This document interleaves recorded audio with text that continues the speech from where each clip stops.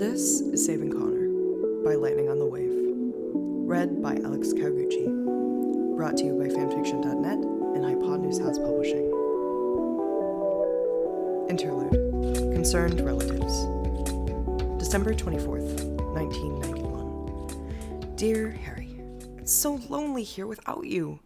The tree is gleaming, and there's a big pile of presents underneath it, and Sirius and Remus are singing silly Muggle Christmas carols.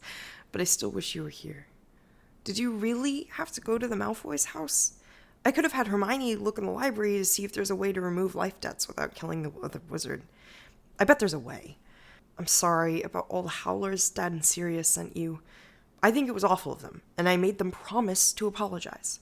Dad's even writing you a regular letter now. I hope it has an apology in it. I've got to go. We're going to have mulled cider and then go walking out in the snow. Then it's coming back and sleeping the night away until tomorrow. Have a Merry Christmas and give Malfoy a big punch in the nose from me. Love, Connor. December 26, 1991. Dear Connor, I miss you too. I meant what I said about spending every Christmas together from now on. It feels unnatural to be apart from my twin brother for this long. I promise it's not awful here. The Malfoys are purebloods, so they do things differently than we do, but they've still made me welcome and even comfortable in a weird way. They gave me gifts, which they didn't have to do.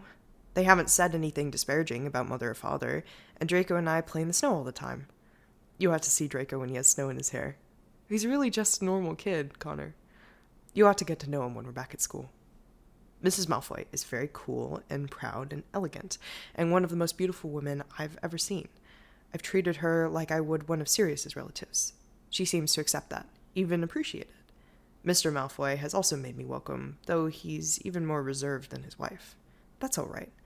No one's tried to kill me or poison me or stab me with a sword in the night. I certainly will not give Draco a punch on the nose from you. But a snowball down the back of his jumper isn't out of the question, especially if it doesn't stop whining at me to come play outside when I'm busy writing letters. I'll see you in a few weeks. Love, your brother, Harry. December 24th, 1991. Dear son. Alright, yes, the howlers were uncalled for. Your brother scolded me for embarrassing you in front of the Great Hall. I remember how much I hated it when my mother did that to me. I apologize. But the Malfoys! They've insulted and belittled the Potter line for as long as both of our families have existed. You don't know the terrible things they've done to us. You are too busy learning courtesies.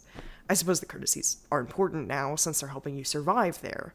But you should know that Abraxas Malfoy, Lucius's father, once challenged my father, John, to a duel, and then tried to curse him even before the duel properly began. You can't trust a Malfoy, just as you can't trust a Slytherin. Be careful, son. I've written to Headmaster Dumbledore asking to resort you again. He hasn't written back, but I'm hopeful. I know that you couldn't have gotten out of the life debt, but I do wish that you were here at Godric's Hollow with us, where you belong, rather than in that den of snakes. Be safe. Your loving father, James. December 26th, 1991. Dear Father, you don't need to apologize for the howlers. I know that you were worried about my safety, and I didn't answer any of the letters that you sent me otherwise. To tell the truth, I didn't have the courage to open them.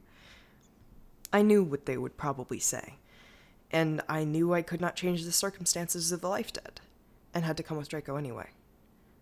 The Malfoys have been lovely to me. They even gave me gifts, which they didn't need to. They haven't said anything about the Potter line, and I haven't insulted theirs. The portraits sometimes insult me, but it's easy enough to ignore them. I'm glad that you've written to Headmaster Dumbledore, Father, and I wish you good luck in your query. I think he will probably say no, but thank you for writing. It is a dream of my heart to be among Gryffindors. Your loving son, Harry. December 24th, 1991. Dear my son, I know that you will return alive and well from the Malfoys, so I do not feel the need to warn you to be careful. Here is a list of things that you may want to look for. Do Lucius or Narcissa Malfoy ever mention Connor in conversation? Is Narcissa Malfoy marked as a Death Eater? We could never find out if she was, or if she served the Dark Lord in some less official capacity. How jealous of Connor is Draco? I cannot trust half of what Connor says about him, as he knows Draco mostly as a Slytherin and the boy who has taken his brother away from him. When you return to school, spend more time with your brother. He's feeling neglected. Has either of the Malfoys made any threatening moves towards you? Are there any dark artifacts on display in their house? I look forward to hearing from you, son. In the name of the trust and honor that we both share. Lily Evans Potter.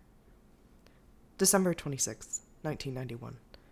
Dear Mother, Lucius Malfoy tried to pry information about Connor out of me using the Probo Memoriator spell. I snapped it and used pureblood courtesies to force him to apologize. He then danced with me for a good half hour on the topic of my training and Connor's training.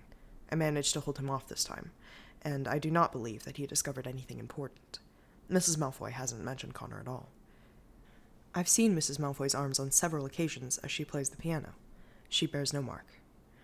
Draco doesn't seem to think of Connor at all, now that we aren't at school. It's odd. He always talks about him there, as the Gryffindor Prat, or your Prat of a brother, and seems jealous whenever I leave to spend time with him. Here, he talks about himself, and me, and the gifts that he got, and we're either playing or reading, or he's begging me to play or read. I don't know if he strictly thinks of Connor so much as he thinks of him as a Gryffindor. I didn't realize that Connor was feeling neglected. Please convey my apologies to him, and tell him that we'll certainly spend more time together once we're back at school. Lucius Malfoy threatened me with Probo Memoriator and obliquely in our conversation, but nothing since then. Mrs. Malfoy seems glad that I'm friends with her son, and has said nothing at all political. There are no dark artifacts openly kept about, though I have noticed several of the portraits holding images of them. I suspect that the artifacts may in fact be stored in the portraits, which is clever. I will have to work out how they did that. Your dutiful son, Harry. December 24th, 1991. Dear Harry, Sirius has finally stopped shouting about you going to the Malfoys for Christmas, so it's rather quiet here. Well, it will be, once Sirius stops singing those silly carols and pestering me to join in. I should never have taught them to him. I hope that you are happy with the Malfoys, and that your Christmas is going well. I would not fear too much for your life. While you are under their protection, and especially the life debt protection of their son, they can do nothing to hurt you. And I know that you're too smart to step out of those protections on purpose. Come back safe to us, and make sure to visit with us over Easter holidays.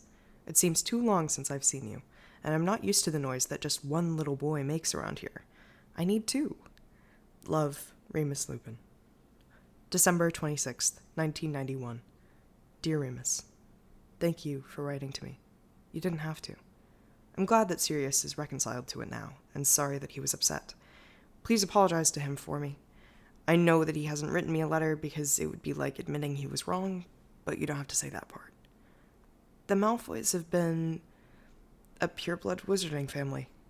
This isn't like Christmas at Godric's Hollow, but it is very interesting, and I'm glad I came.